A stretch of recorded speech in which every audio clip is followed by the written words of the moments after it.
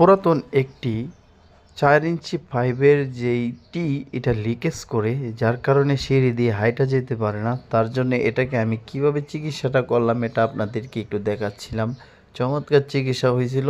তো পরবর্তীতে দেখাবো যে সম্পূর্ণ কি মাধ্যমে যে চিকিৎসাটা হলো। এখন আমি আপনাদেরকে শুধু যেই রিপেয়ারিংটা করার দরকার এটা করে আপনাদেরকে একটি ভিডিও দিলাম। তো সম্পূর্ণ ভিডিওটা পাবেন আরেকটি পর্বে। তো যারা এখনও ফলো দেন নাই, সাবস্ক্রাইব করেন নাই, তো অবশ্যই সাবস্ক্রাইব করে আমার সাথে থাকবেন। তো সম্পূর্ণ ভিডিওটা দেখতে থাকুন, অবশ্যই ভালো লাগবে। আশা করি একটি শিক্ষণীয় ভিডিও। কীভাবে এটারে শেষ করতে পারবেন, এরকম লিকেজ যদি হয় পুরাতন জিনিস, তো এভাবে হয়তো আপনাদের সমাধান আনতে পারবেন আমি যেভাবে করতেছি।